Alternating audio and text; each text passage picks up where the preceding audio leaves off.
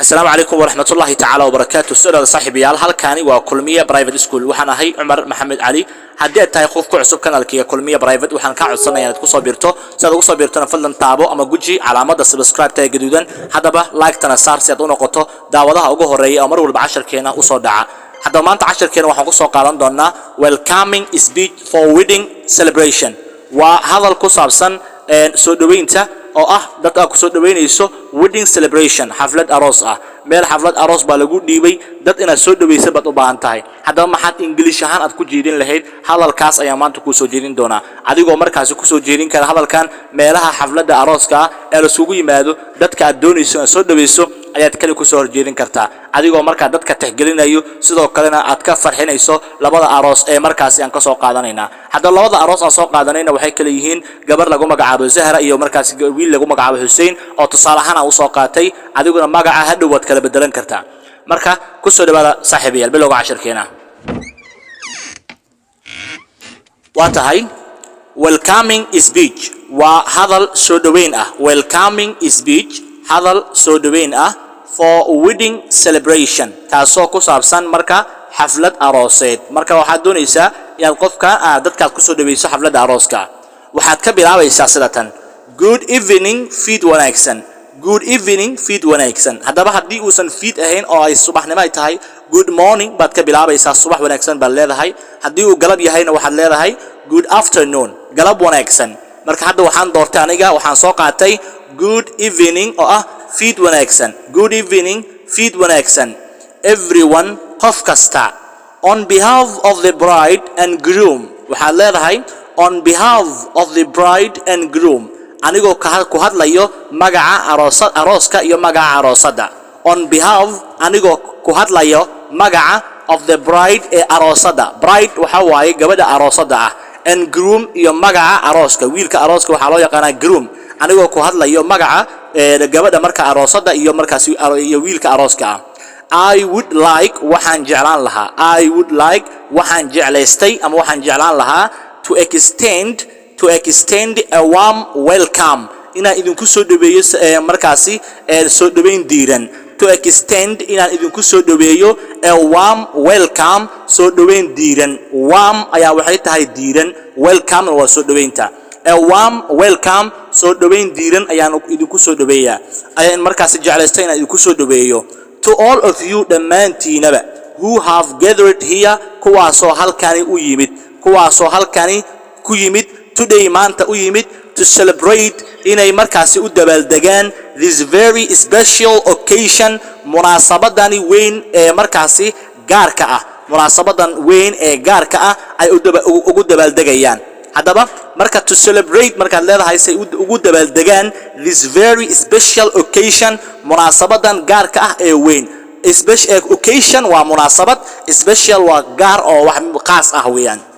we are so glad waxaan aad ugu faraxsanahay we are so glad waxaan aad ugu faraxsanahay to have you all here inaan dhamaantiin halkan idinku haysano ama dhamaantiin halkan ugu imaateen okay we are so glad waxaan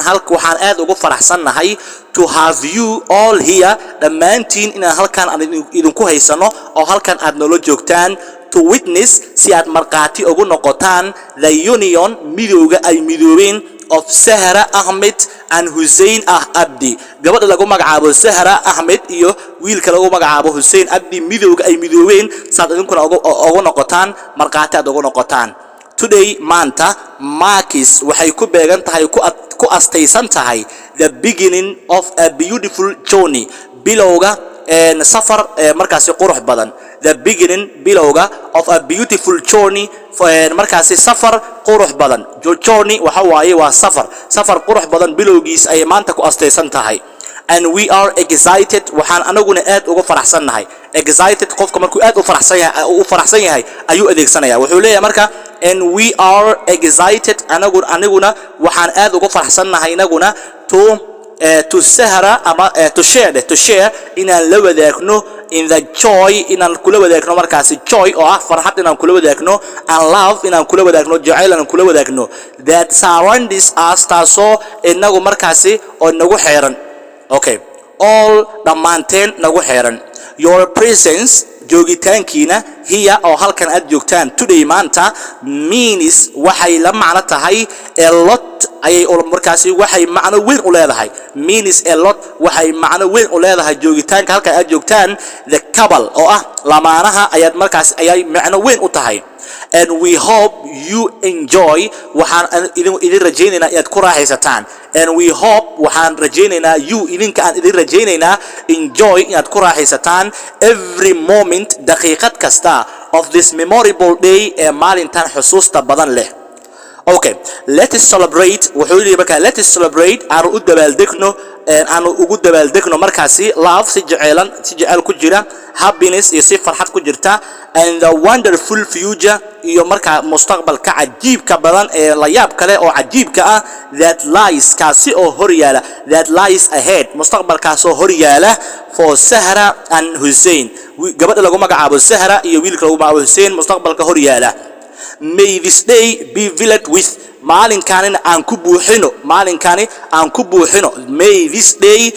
okay be filled maalinkan aan ku buuxino with laughter qosol aan ku buuxino oo aan si farxad leh aan u qosolno waa macnaheed laughter qosol aan ku buuxino music aan u garaacno an unforgettable memories iyo xusuuso unforgettable ah oo aan la ilaabi karin aan ku buuxino maalinkan once again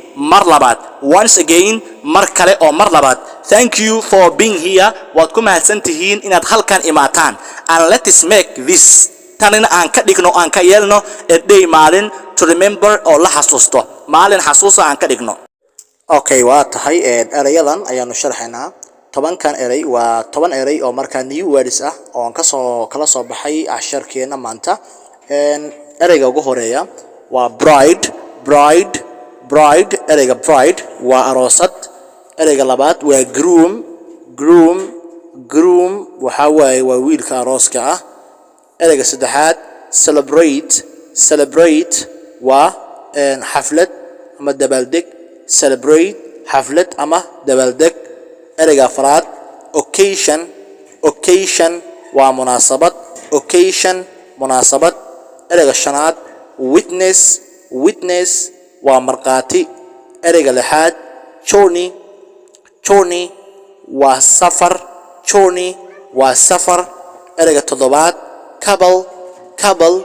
waa lamaane erayga sideedaad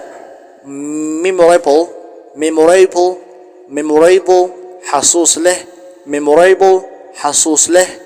erayga sagaalaad laughter waa qosolka